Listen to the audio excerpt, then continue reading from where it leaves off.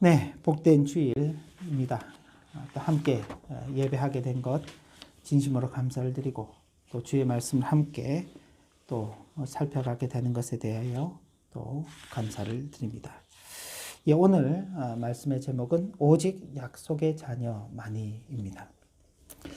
예, 로마서 9장은 이제 로마서의 전체적인 그 구조를 보면은 이제 중반부에 해당되는 내용들입니다. 1장부터 8장까지가 전반부였습니다. 전반부. 그리고 이제 9장부터 11장까지가 중반부입니다. 그리고 마지막 12장부터 16장까지가 이제 로마서의 후반부이죠. 전반부에서는 이신칭이 믿음으로 말미암아 의롭다 하심을 받는다. 이게 왜 필요한가에 대해서 쭉 설명을 했습니다. 먼저 이신칭이란 무엇인가에 대해서 설명을 하고 그 이신칭이가 왜 우리에게 필요한가? 결국은 모든 인간은 다 죄인이기 때문에 그렇다. 거기에는 유대인도 이방인도 모두가 똑같다. 하나님의 은혜가 아니면 우리는 의롭다 하심을 받을 길이 없다. 그런데 하나님께서 그 은혜로 우리를 의롭다 해주셨다. 그리고 그 마지막에 이 이신칭의 절대적인 어떤 그런 내용이 지난주에 말씀에서 있었죠. 하나님의 그 사랑, 이 세상의 그 어떤 것으로도 우리를 하나님의 그 사랑에서 끊어놓을 것이 없다. 예, 이신칭의 그 절대성이 선언되었습니다. 그리고 이제 9장부터 11장까지 이 중반부에서는 그런 믿음으로 말미암아 의롭다 하심을 받는 그 결과가 무엇인가? 어떤 결과가 우리에게 주어지는 것인가? 앞에서는 필요성, 그리고 그 필요에 의해서 우리를 의롭다 하시는 하나님의 절대성인데 그럼 이제는 그 내용들이 실제적으로 우리에게 어떻게 적용이 되는가에 대한 내용들입니다. 그리고 나중에 이제 살펴보게 될 12장부터 16장까지는 믿음으로 말미암아 의롭다 하심을 받은 이신칭의의 은혜를 받은 성도들이 어떻게 살아가야 할 것인가에 대한 내용들이 이제 마지막을 이루고 있습니다. 예, 근데 이제 말씀을 쭉 우리가 읽어가면서 사실 우리는 이방인입니다. 이방인이기 때문에 그렇게 이 말씀을 읽으면서 이상하다 그렇게 받아들이기 어렵습니다만은 그러나 유대인들의 입장에서는 이런 사실들을 대하면서 그게 사실이야. 그게 진실이라. 그게 진실이라면은 그럼 좀 이상한데 라는 의문이 드는 겁니다. 자, 어떤 사실들이 있었나요? 사도 바울은 하나님께서 주시는 의가 예수 그리스도를 믿음으로 주어지는 믿음의 의다. 행위가 아닌 그러니까 율법을 지킨다거나 종교적인 의식을 행한다거나 어떤 사람의 노력으로 인한 인위적인 것으로 인해서 받아주는 그런 의가 아니라 오직 믿음으로 주어지는 의다라는 것을 일관되게 주장해 왔습니다. 그리고 신약의 성도, 우리가 신약의 성도죠. 우리가 구원을 얻는 것은 하나님의 완전한 구속의 섭리에 따른 것이며 그리스도인들은 신실한 하나님의 확고부동한 사랑에 근거하여서 최종적 승리에 이를 것을 확신한다는 그 고백을 사도는 하였습니다. 그런데 말씀드린 대로 유대인 입장에서 그래? 지금까지 바울이 말한 게 맞다면 그러면은 하나님께서 이스라엘은 버리시고 왜냐하면 그동안 이스라엘 백성들이 추구해오던 모든 것들이 다 부정됐죠. 율법을 지키는 것, 할례를 받는 것, 그들이 아브라함의 후손이라는 그들의 혈통적인 어떤 우월함들 그 모든 것들이 다 부정되고 믿음만 있다면 이방인들도 하나님의 구원을 받을 수가 있다. 그러면 뭐야 이건 우리가? 지금껏 우리가 율법을 지키며 할례를 받으며 아브라함의 자손이라면서 우리가 자긍심을 가지고 살아온 것들이 다 필요 없던 것들이 아니었나? 그럼 뭐야? 하나님이 우리를 버리신 건가? 하는 그런 의문을 가지게 되는 것입니다.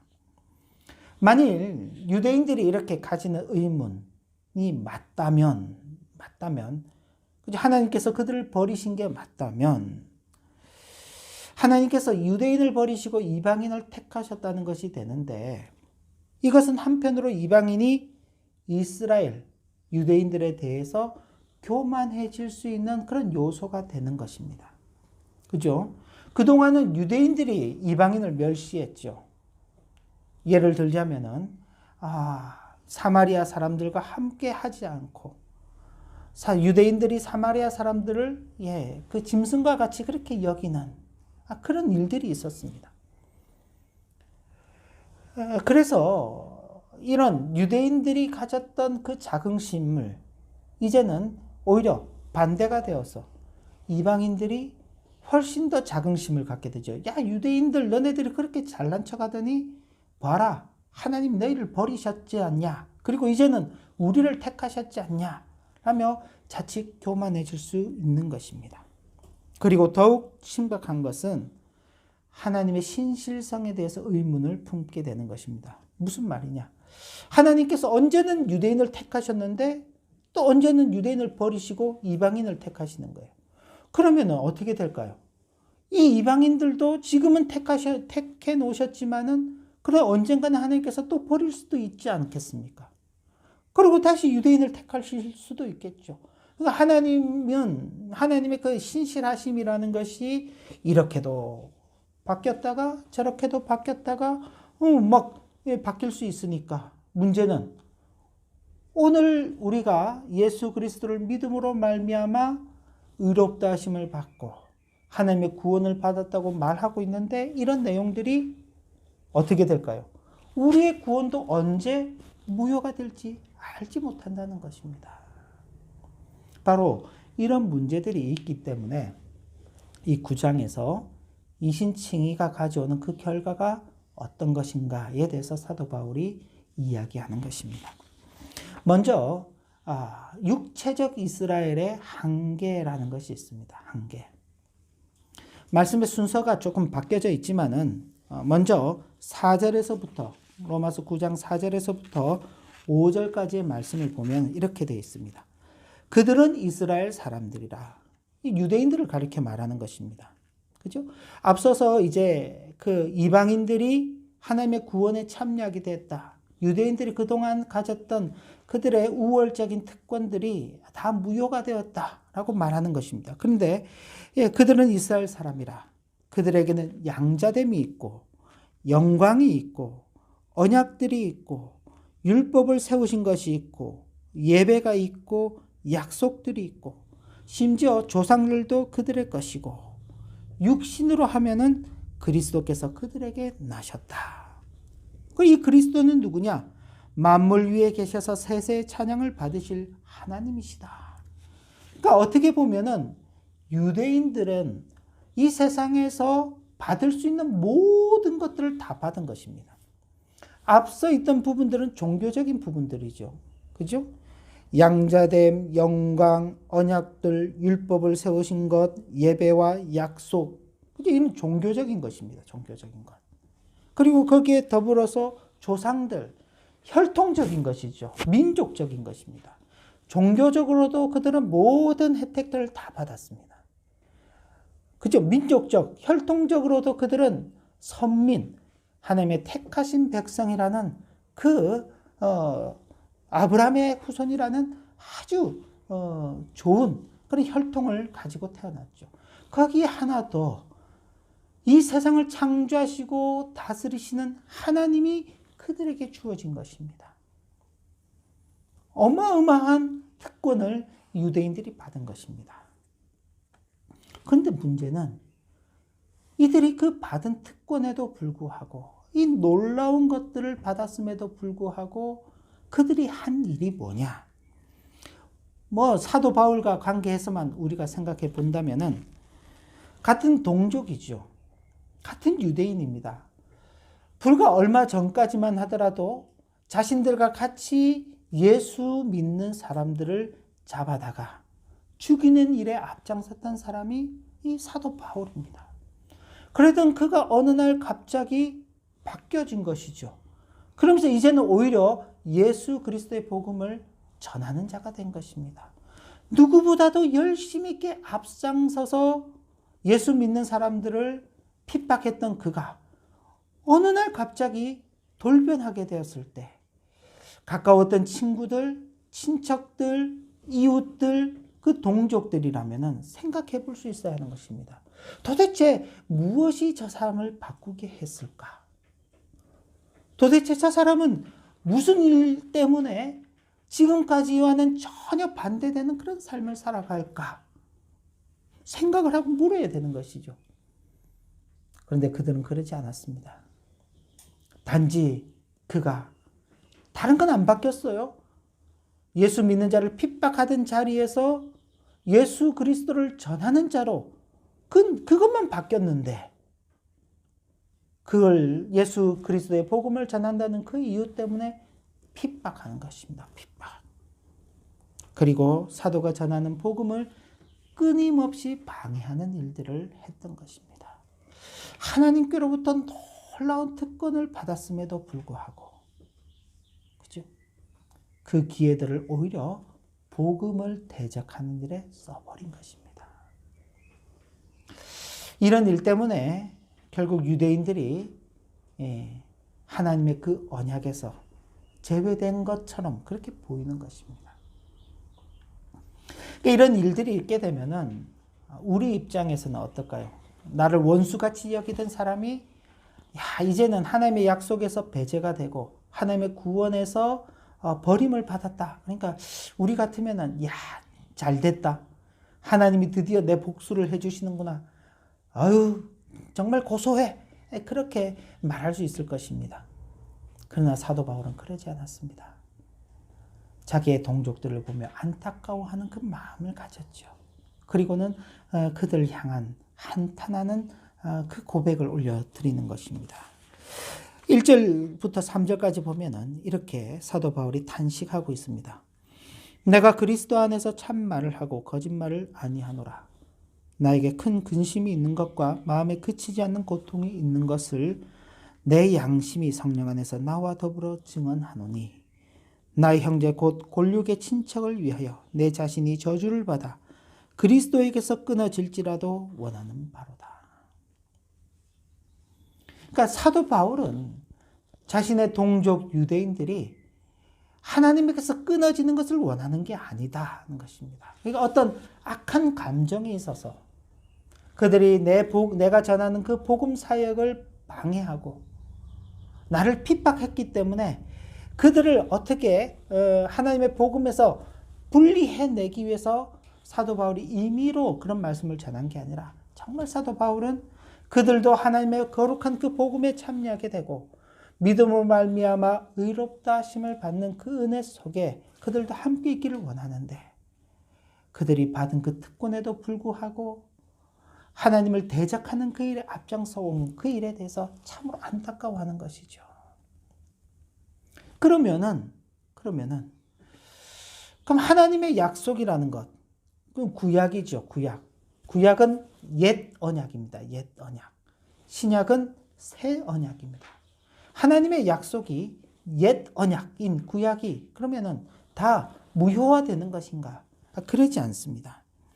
하나님의 그 언약은 여전히 유효하다. 그 말을 이제 6절에서 하고 있는 것입니다. 그러나 드러나는 현상을 보면 지금 유대인들이 하나님의 복음을 대적하고 하나님의 언약에서 떨어진 것 같이 더 이상 하나님의 언약이 유대인들에게는 주어지지 않는 것 같이 여겨지는데 그렇지 않다. 그러나 하나님의 말씀이 폐하여진 것 같지 않도다. 하나님의 약속은 여전히 유효한데 문제는 그 언약을 우리가 잘못 이해했다. 그 언약은 제한성이 있는 언약이다. 어떤 제한성? 그걸 그들의 조상을 예를 들어서 설명하는 것입니다. 먼저는 아브라함과 관계에서 하는 이야기입니다. 6절부터 8절의 내용인데 이스라엘에게서 난 그들이 다 이스라엘이 아니요 또한 아브라함의 씨가 다 그의 자녀가 아니라 오직 이삭으로부터 난 자라야 내 씨라 불리리라 하셨으니 곧 육신의 자녀가 하나님의 자녀가 아니요 오직 약속의 자녀가 씨로 여기심을 받느니라. 자, 여기 보면은 이스라엘이 다 이스라엘이 아니다. 아브라함의 씨가 다 그의 자녀가 아니다. 이삭으로부터 난 자라야지 내 씨라 불리리라. 그죠? 자, 이런 이야기를 이해하기 위해서는 창세기 말씀으로 좀 돌아가서 이해를 할 필요가 있습니다. 자, 아브라함은 75세에 갈대아 우르에서 하나님의 부르심을 받았습니다. 하나님께서 그를 그의 고향 본토 친척 아비의 집에서 떠나라고 말씀하시면서 하나님이 약속의 땅으로 가도록 하셨죠. 그러면서 그 땅에 이르러 하나님께서 너로 하여금 많은 민족을 이루게 하실 것이다. 내 자녀가 하늘의 별과 같이 바다의 모래와 같이 그렇게 많아질 것이다 하는 그 약속을 받았습니다. 75세면은 참 쉽지 않은 나이죠. 그런데 그 나이에 하나님의 그 약속을 믿고 그 고향 본토 친척 아버지의 집을 떠나게 됩니다. 그런데 하나님의 약속은 받았는데 아브라함이 아무래도 자기 나이도 많다 보니까 약속은 받았는데 그 사이에 아무 일도 생기지 않는 거예요. 그래서 76세가 될 때에 그 아내 사라의 몸종이었던 하갈을 통해서 이스마엘을 얻게 됩니다. 이스마엘이 76세에 태어나게 됩니다. 아마도 이 아브라함은 그 이스마엘이 자기의 어떤 그 언약의 자손이라고 그렇게 생각했을 수 있습니다. 그런데 하나님께서 그의 아브라함 나이 99세에 다시 나타나시는데 벌써 14년 정도 시간이 지났기 때문에 이스마엘이 상당히 장성했죠. 근데 하나님께서 이스마엘이 아브라함의 후손이 아니다라고 말씀하시는 겁니다. 그리고는 아브라함과 사라가 새롭게 아들을 낳을 것이다 라고 약속해 주시는 것입니다. 그게 99세예요. 그리고 100세에 아브라함이 이삭을 얻게 됩니다. 바로 그 이삭, 그가 언약의 자손이 되는 것이다. 그러니까 아브라함에게서 분명히 이스마엘도 태어나고 이삭도 태어났는데 둘 다 아브라함의 씨지요. 둘 다 아브라함의 자손입니다. 그러나 진짜 아브라함의 자손은 약속을 따라 태어난 이삭만이 아브라함의 자손이 되는 것입니다. 그래서 육신의 자녀, 이스마엘이나 이삭이나 다 육신의 자녀지만은 그러나 육신의 자녀가 다 하나님의 자녀가 아니라 오직 약속의 자녀가 씨로 여기심을 받는다라는 이 하나님의 언약이 제한적으로 주어져 있다는 사실을 다시금 강조하는 것입니다. 그러니까 어때요? 같은 아브라함의 후손인데도 불구하고 어떤 사람은 하나님의 언약의 자손으로, 약속의 자손으로 부름을 받고 어떤 사람은 그렇게 부름을 받지 못하는 것이죠. 이걸 생각할 수 있어야 되는 것입니다. 그죠? 그리고 또 하나, 이스라엘에 대한 하나님의 언약이 실질적으로 어떻게 이루어지는 것인가에 대한 내용이 그 다음 9절부터 13절까지 기록되어 있습니다. 우리 같이 봉독하시면 좋겠는데 로마서 9장 6절부터 13절까지입니다. 같이 한번 봉독하겠습니다. 하나님의 말씀은 이것이니 명년 이때에 내가 이르리니 사라에게 아들이 있으리라 하심이라. 그뿐 아니라 또한 리브가가 우리 조상 이삭 한 사람으로 말미암아 임신하였는데 그 자식들이 아직 나지도 아니하고 무슨 선이나 악을 행하지 아니한 때 택하심을 따라 되는 하나님의 뜻이 행위로 말미암지 않고 오직 부르신 이로 말미암아 서게 하려 하사 리브가에게 이르시되 큰 자가 어린 자를 섬기리라 하셨나니 기록된 바 내가 야곱은 사랑하고 에서는 미워하였다 하심과 같으니라. 아멘. 예. 그 다음 이야기는 이제 야곱 그리고 에서에 대한 이야기입니다. 자, 앞서서 하나님의 언약이 제한적으로 주어졌다. 이삭의 자손이면은, 그러면은 이삭의 자손이면 모두가 다 언약의 자손, 약속의 자손이 되겠구나. 그렇게 생각할 수 있습니다. 그런데 그 다음 문제는 이삭이 리브가와 결혼을 해서 아들을 낳게 되는데 쌍둥이를 낳죠. 에서와 야곱을 낳습니다. 그죠?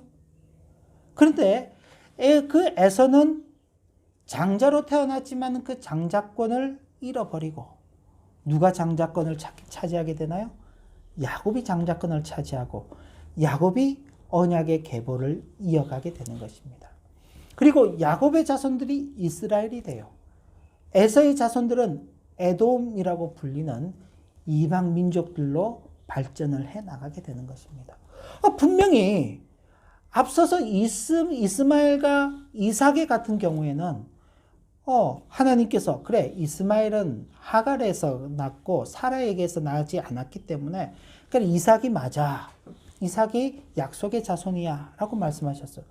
근데 에서와 야곱은 둘 다 누구에게서 태어났나요? 리브가에게서 태어났습니다. 그죠? 한 어머니에게서 태어났다니까요. 이스마엘과 이삭은 엄마가 달라요. 아빠는 같지만 엄마가 다르단 말이에요. 근데 에서와 야곱은 엄마도 같단 말이에요. 그런데 어떻게 한 사람은 택하심을 받고 한 사람은 버리심을 받는가? 하나님의 언약이 어떻게 이루어지느냐? 그건 사람이 아니다 하는 겁니다. 사람이. 대상이 야곱이기 때문에 혹은 에서이기 때문이 아니라 그 하나님의 언약은 하나님으로 인하여서 이루어진다라는 내용을 여기 소개하고 있는 것입니다. 그래서 이렇게 되어 있죠. 11절을 보면 그 자식들이 아직 나지도 아니하고 무슨 선이나 악을 행하지 아니한 때에, 그죠? 아직 태어나지 않았습니다. 그 어머니의 뱃속에 있을 때죠. 택하심을 따라 되는 하나님의 뜻이, 이 언약이 어떻게 이루어진다고요?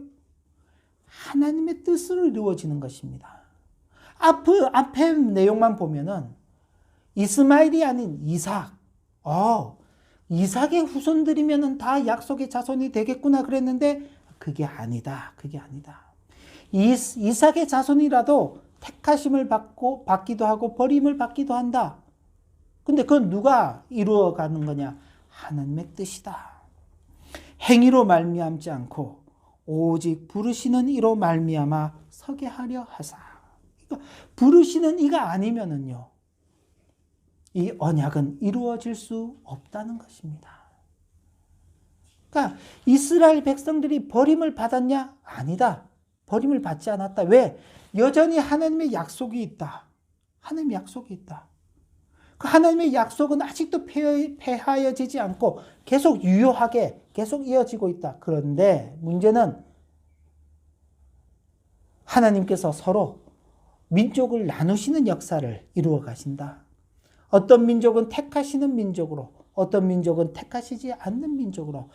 그럼 민족에게만 속해 있으면 택함을 받는구나. 아니, 그것도 아니다. 같은 민족 속에서도 서로 택함을 받는 사람도 있고 택함을 받지 못하는 사람도 있다. 왜 그런 일이 생기느냐? 하나님의 뜻, 하나님의 주권적인 역사이다. 그래서 여기에서 등장하는 게 하나님의 주권이라는 것입니다. 하나님의 주권. 조금 이건 이제 신학적인 내용이라서 좀 어려울 수 있습니다만은, 그러나 같이 귀를 기울이시고 또 오늘 미리 전해드린 대로 교환을 참고해서 보시면은 좀 쉽게 따라오실 수 있습니다. 하나님의 예정인 선택과 유기가 있습니다. 자, 이스라엘이 받았던 특권들이 그들을 모든 다른 민족들과 구별하였던 것처럼, 그죠? 이스라엘이 이방인들과 구별될 수 있었던 것은요, 그들이 받은 특별한 은혜들이었죠. 어떤 거였습니까? 아까 있는 것처럼 양자됨, 영광, 언약들, 율법, 예배, 약속, 조상들, 그리고 심지어 그리스도가 거기에서 태어나신 것. 그죠? 이것들 때문에 유대인들, 이스라엘은 다른 이방 민족들과 구별이 되는 것입니다. 마찬가지로 하나님께서 어떤 사람들을 구원을 얻도록 이걸 선택이라고 합니다. 예정하시고 다른 사람들은 영원한 정죄를 받도록 이건 이제 유기의 예정입니다. 그래서 예정하심으로 인하여 같은 민족 사이에도 구별이 있게 된 것입니다. 그죠? 마찬가지입니다. 우리는 한국 사람이죠. 그런데 한국 사람들이라고 해서 우리 같은 민족이라고 해서 모두가 다 구원을 받는 것은 아닙니다. 아니죠. 독일 사람들이 우리보다 앞서 복음을 전해드렸습니다. 그죠? 그들은 그런 어떤 자부심이 강하게 있죠. 지나간 교회의 역사가 2000년을 아우르는, 그죠? 이런 곳에 있는 이 사람들이 불과 100년 남짓, 그죠? 이렇게 신앙하는 교회를 보면은 아주 어린애 같고, 그죠? 아기 교회 같은 그런 생각을 가지고 있을 것입니다. 그런데 하나님께서 구원하시기로 예정하시는 그 선택 속에 있기 때문에 2000년의 역사를 가지고 있는 독일 교회도, 그리고 100여 년 조금 지나는 120-30년 정도 되는 짧은 역사를 가지고 있는 한국 교회도 하나님의 선택 안에 있는 것입니다. 그죠? 그럼 이 독일 안에 있는 사람들은 다 구원을 받느냐? 그렇지 않습니다. 그죠? 실제로 독일의 조사에 의하면은 독일 전체 인구의 40%만이 가톨릭과 개신교를 다 합친 기독교인의 숫자라고 그렇게 알려져 있습니다. 그죠? 이 나라에서도 40%만이 신앙을 가지고 있는 것이죠. 절반 넘는 사람들은 신앙을 가지고 있지 않는 것입니다. 같은 민족 안에서도 이렇게 구별이 되는 것입니다. 왜? 하나님께서 선택과 유기라는 이중 예정을 하고 계시기 때문에 그런 것입니다. 또 하나, 두 번째는 선택의 작정인 하나님의 뜻이 있습니다. 아담의 타락 이후로 모든 인류는 저주 아래에 있게 되었습니다.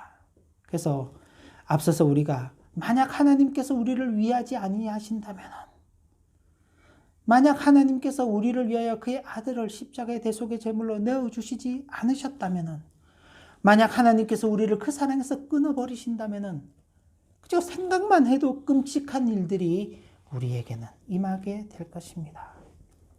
왜? 아담 이후로 타락한 인류가 가지고 있는 것은 죄밖에 없기 때문에 그렇습니다. 그렇기 때문에 하나님께서 우리를 선택하신다라고 말할 때 그 선택의 유일한 기초는 오직 하나님의 선하신 뜻입니다. 우리가 뭔가를 하지 않았어요. 야곱은 선한 일을 하고 에서는 악한 일을 했기 때문에 야곱은 선택을 받고 에서는 버림을 받은 게 아닙니다. 그들이 아직 태어나지도 않았습니다. 무슨 선한 일이나 악한 일을 하지도 않았을 때 하나님의 기쁘신 그 뜻이 그들을 택하기도 하고 버리기도 하는 것입니다. 그렇죠? 오직 하나님의 선하신 뜻과 그분의 긍휼함 때문이죠. 그렇죠?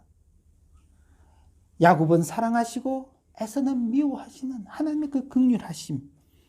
이 선택은 하나님께서 기뻐하시는 사람들에게 주어지지만은 그들의 행위와는 전혀 무관한 것입니다. 그래서 우리가 행위로는 하나님 앞에 의롭다 하심을 받을 육체가 없다라고 고백을 하는 것입니다.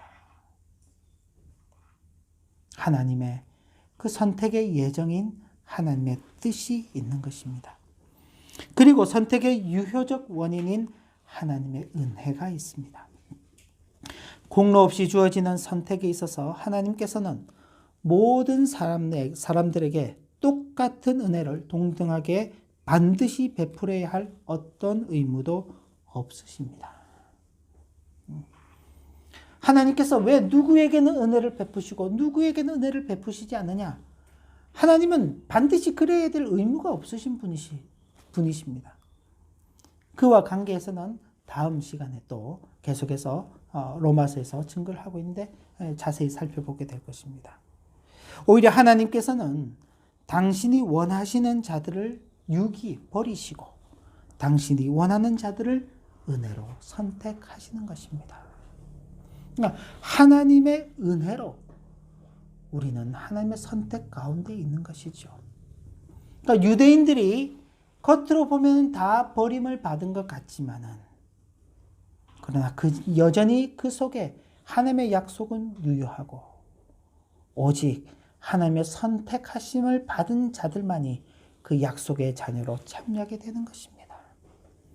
저와 여러분들은 유대인들이 가진 그런 특권이 없음에도 불구하고 하나님의 언약에 참여하게 된 것은 오직 하나님의 신실하신 뜻, 기뻐하시는 뜻과 그의 긍휼하심과 그의 은혜 때문이라는 사실을 고백할 수밖에 없는 것이죠. 그래서 앞서 사도 바울은 표면적 유대인이 유대인이 아니다 그랬습니다. 오직 이면적 유대인이 유대인이다. 겉으로만 유대인이 아닌 것입니다. 정말로 마음의 할례를 받고 예수 그리스도의 복음을 믿고 예수 그리스도와 함께 십자가에 못 박혀 죽음을 죽고 그리스도의 살아나심에 함께 참여하고 그의 부활에 참여하고 그의 영광에 참여한 그 자들만이 참된 유대인이요 참된 이스라엘 약속의 자녀가 되는 것입니다.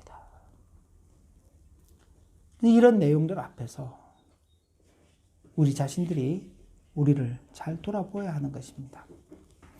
행위로는 약속의 자녀로 세우심을 받을 수 없는 우리 자신들이었음에도 불구하고 오직 은혜로 우리를 약속의 자녀로 택하여 주신 하나님께 감사하는 성도가 되어야 하는 것입니다. 그러니까 우리가 그 감사하는 것, 말로만으로 끝나지 않습니다. 그죠? 말로만으로 끝나지 않아요. 하나님 앞에 우리의 모든 것을 드리는 삶, 죄에서 떠나는 삶, 하나님 말씀에 순종하는 삶을 살아가야 하는 것입니다. 어떤 것보다도 이것이 가장 우선시 되어야 하는 것입니다. 이 세상에 어떤 결정보다도 어떤 선택보다도 하나님의 약속의 자녀답게 살아가는 그 선택과 그 결정이 우리에게 있어서 가장 우선적으로 작용해야 하는 것입니다. 거기에 진정한 감사가 있는 것입니다. 그래서 하나님 중심, 말씀 중심, 또 교회 중심 이런 표현들이 생기게 되는 것입니다. 우리는 이 세상을 살아가지만 하나님을 중심으로 해서 살아가는 사람. 이 세상의 수많은 것들이 우리를 혼란스럽게 만들지만 하나님의 말씀을 중심으로 하여서 그 말씀을 따라가는 삶. 이 세상의 그 어떤 것들보다도 하나님을 함께 신앙하는 교회를 이루어가는 것을 가장 우선시하는 삶. 이것이 성도가 이 땅 가운데서 하나님께 감사하는 삶을 살아가는 방식인 것입니다. 약속의 자녀로 세움을 받았다는 사실, 이것이 우리에게서 어떤 우쭐함을 나타낼 일은 아닙니다. 오히려 이런 하나님의 은혜에 대하여 우리는 머리를 숙이고 겸손하게 하나님의 은혜를 구하여야 할 것입니다. 그리고 더 나아가서 사도 바울이 아직도 이 복음을 미처 전해 듣지 못하고 아니면 그 복음이 전해졌음에도 불구하고 그 복음을 대적하고 있는 그 동족들을 향해서 안타까워하는 그 마음을 가졌던 것처럼 우리들도 그런 아직도 우리 주변 가운데 복음을 전해 듣지 못하는 그 많은 사람들에게 주의 복음을 전하는 그 일, 그들도 함께 약속의 자녀됨의 그 큰 은혜를 누리게 되는 그 일을 위해서 함께 마음 쓰며 함께 또 기도하며 함께 또 그 주어진 사명들을 감당하며 살아가야 하겠습니다. 이 은혜를 잘 누리게 되시는 우리 모두가 되시기를 주님의 이름으로 기원합니다. 기도 올립니다. 하나님 아버지, 하나님의 주권적인 선택하심이 우리로 하여금 약속의 자녀가 되게 하셨습니다.